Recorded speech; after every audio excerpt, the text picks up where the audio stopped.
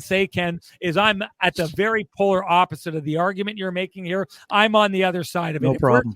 Apart something that works so that Mark Scheifele can be happier and getting back to something else, that doesn't work for me. Sean, Kyle Connor had one shot on goal today. It was a backdoor tap-in. He had a giveaway on the first goal by Kaprizov. And outside of that, I liked the effort in some of the games, but I didn't find him to be particularly dangerous offensively. I think that Sean Monahan is driving that line right now. It's not Kyle Connor driving the line. And right now, Ehlers and Scheifele are not clicking. So, again, I'm not saying break it up today. So go back to what was working. My argument is that I don't see have them losing the 6 straight games. Like what? No, that's not Sean. What's your counter?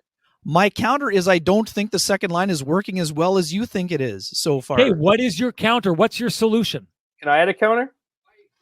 Go ahead, and I'll go after. No problem. No, I'll add a counter. This is what I was kind of interrupting before you went on your spiel, Sean. Like I'm with you in the sense that I think ownership needs to fall on Mark Scheifele to carry that line. Like, at what point are we going to rely on Mark Scheifele to just make line mates around him better? Like, Mark Scheifele in his entire career has been surrounded by talented players. He's not Sidney Crosby. He's not Connor McDavid. He's not Nathan McKinnon. He's not all the guys that he one day was trying to be, wanted to be, because he doesn't carry along those players. But I move back to the reality is that the Jets are going to, heaven forbid, win the Stanley Cup, let alone get through a couple different series. They're going to need Mark Scheifele happy and confident and rolling. And the reality is I'm with you. I think with the line, like right now, we're not seeing the best from the top line, but we're seeing victories. We're seeing wins. And that's what matters. However, how is Mark Scheifele? We've seen this, man. We know who Mark Scheifele is. Mark Scheifele is a very gifted and talented player. Mark Scheifele is also a very emotional player. He's also a guy who knows what works and thinks he knows what works with the line mates that he has. We also know that Mark Scheifele wants to play with Kyle Connor. That's not a secret. Mark Scheifele wants to play with Kyle Connor. He fits like, he feels like it works with him. Sean, you've talked about this when you've asked him about, the role that Nikolai Ehlers plays in that line. He's so quick to just go back to 81 and how strong he is as a player and a lineman.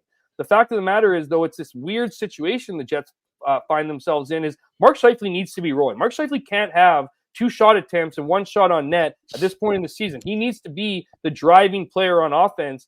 And whether or not he can do that without, riding shotgun with other elite players, that's, again, the jury's out on that. I think there is something to be said here about getting Mark Scheifele in the right place heading into playoffs, and he has to be going. The unfortunate part is that's not working, apparently, with Nikolai Ehlers in this short sample size. I just don't know if it warrants giving Mark whatever he needs at the detriment of the rest of the team and the offense. Because the reality is this is the first time they're on a 3-way go here. So here we go. We even have, this is the best part, we even have deliveries where we are. Kyle Sandstrom.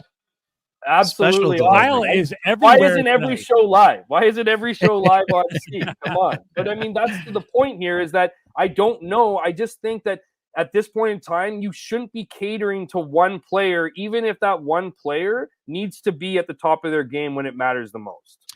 And just quickly here, it just, again, and I don't like to lean on numbers too much. We definitely prefer the eye test, Sean, but scoring chances for and against for the Monahan line, or 1 scoring chance for and 5 against. So that line didn't have a good game today. So anyways, again, I'm not saying tear it down, and I'm with you guys.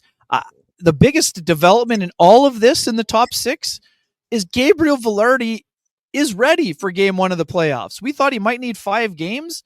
He's ready. He could start the playoffs tomorrow. He's playing great. So no matter who he plays with, and I think it's going to be with Scheifele, he's going to be ready. I love the way that Gabriel Vilardi controlled play along the boards. I loved his game on almost every single element. And hey, even when they're not totally in sync, the Scheifele line, again, they had a good job on scoring chances for and against. So they're progressing nicely. They might just need 1 game to pop. So I'm all for keeping it as it is right now. I just think that come game 1, I think Tyler Toffoli's in the top 6 because I think Nino Niederreiter's back, Sean, and Toffoli's not going to the 4th line, nor should he be going to the 4th line.